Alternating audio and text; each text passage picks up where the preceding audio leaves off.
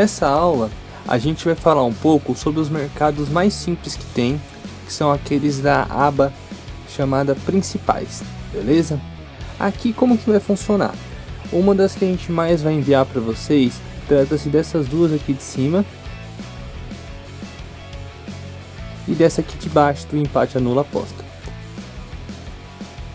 Aqui a gente está falando de um jogo que vai acontecer na Copa do Brasil entre São Paulo e Vasco da Gama.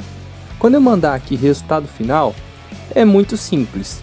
Se o São Paulo vencer, a gente ganha a aposta com uma odd de 1.50. Agora, em caso de empate ou em caso de vitória do Vasco, a gente perde essa aposta. E assim vai acontecer sucessivamente. Caso a gente aposte no empate, a única coisa que importa pra gente é o empate. Em caso de vitória de ambos os times, a gente vai acabar perdendo. E aqui também vai acontecer com o Vasco. Super simples. Agora aqui no dupla hipótese, a gente faz o que? A gente faz uma aposta um pouquinho mais segura do que a de resultado final.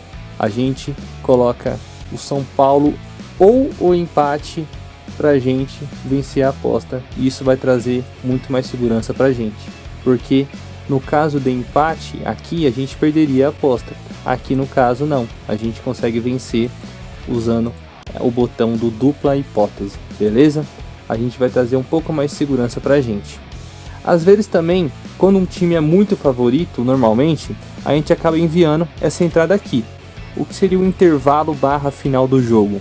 Nesse caso, o São Paulo ele teria que vencer o primeiro tempo e continuar vencendo até o final da partida. Ou seja, se ele abre 1-0 no intervalo e o jogo acaba o primeiro tempo 1-0 São Paulo, vai para o segundo tempo.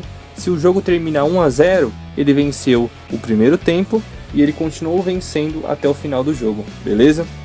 Então, assim que funciona, nesse caso, a gente ganha a aposta.